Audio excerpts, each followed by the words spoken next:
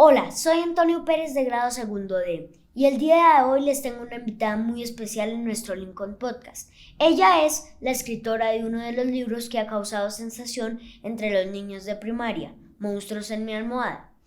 Ella es Luisa Noguera Arrieta.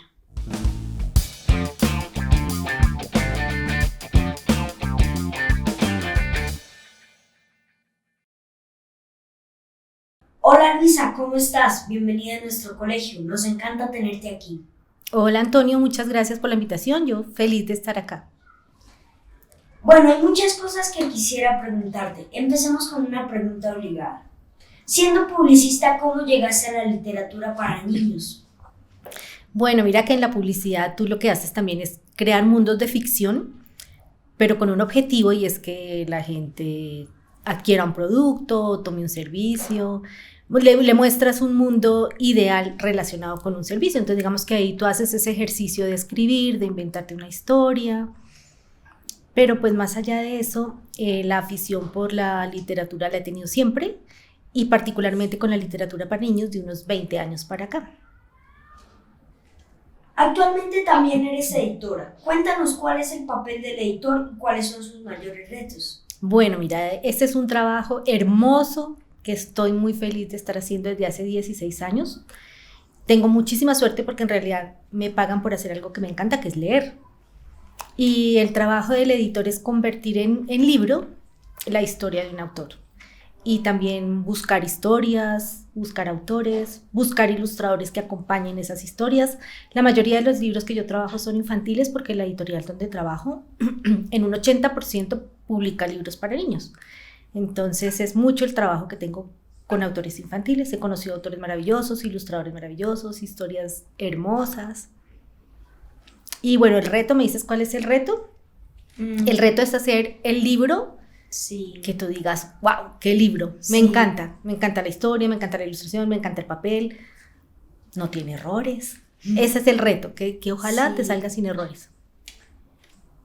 ¿A qué edad escribiste tu primer cuento y de qué se trató?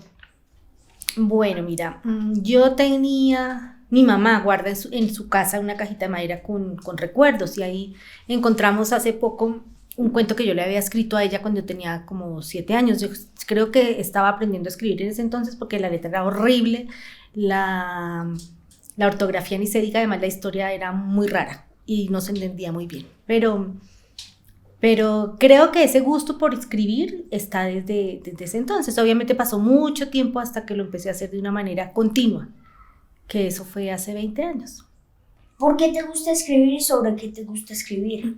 Bueno, mira, escribir es para mí como al que le gusta jugar fútbol o al que le gusta pintar o al que le gusta pasear o hacer deporte. Cuando yo quiero como relajarme, pues me siento y algo sale. Si no tengo un proyecto en específico, escribo las cosas como en las que haya estado yo pensando en una posible historia para luego retomarla. Sí. ¿Qué otros escritores o escritoras te inspiran? Bueno, yo leo, pues por mi trabajo leo mucho. Te puedo decir que autores colombianos a los que yo les hago la venia, Gloria Cecilia Díaz, ella es una autora colombiana, nacida en el Quindío, que vive en Francia hace muchos años, pero los libros más lindos para niños, sobre todo la mejor poesía para niños, la escribe ella.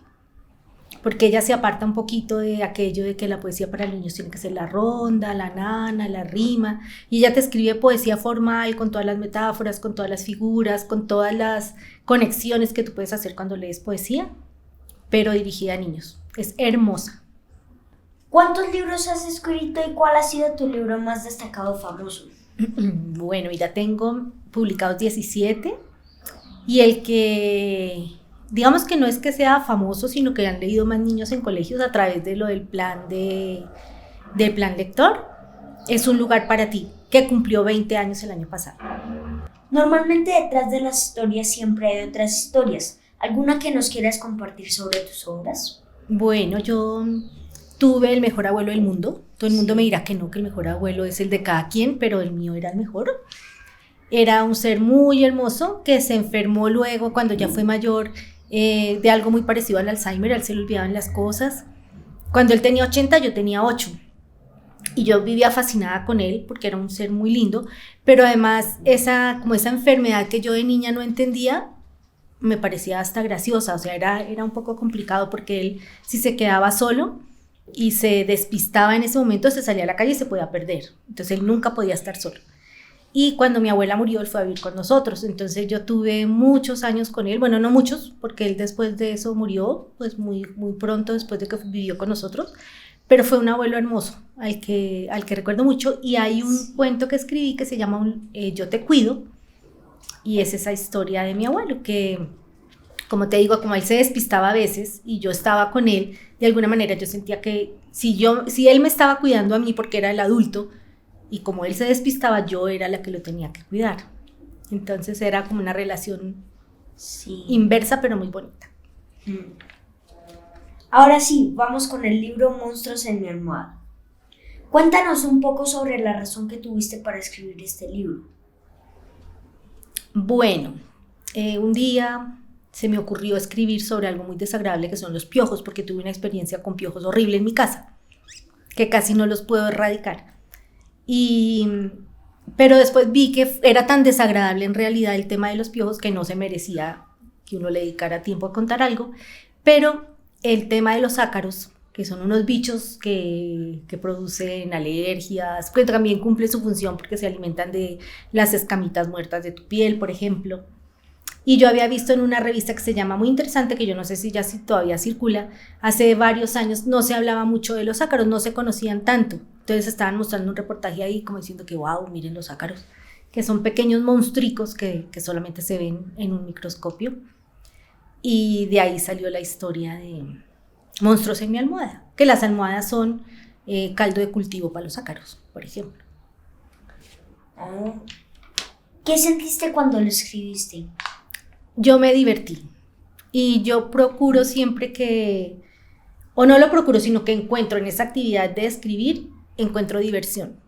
Cuando puedo me gusta meterle humor a las historias, porque pienso también que para los niños una historia que los haga reír puede ser más enganchadora que otra que no. Sí, tienes razón. ¿Qué mensaje quisiste transmitir con este libro? Bueno, no ninguno en particular, porque además es una historia que cuando la leas, quizá no te transmita ni una moraleja, no te deje una enseñanza, pero yo pienso que lo que quería era divertir de alguna manera. O quizás si tú ya hilas un poquito más fino, es cuando nosotros tratamos de justificar las cosas que nos pasan con algo disparatado que nadie nos va a creer, que a veces eso ocurre. Tú tienes cara de ser muy juicioso, por ejemplo, pero no sé, si hicieras alguna pilatuna o algo que tu papá te dijera, bueno, ¿aquí qué pasó? Quizá encuentres o quieras disculparte inventándote una cosa loca, como lo que pasa en el cuento.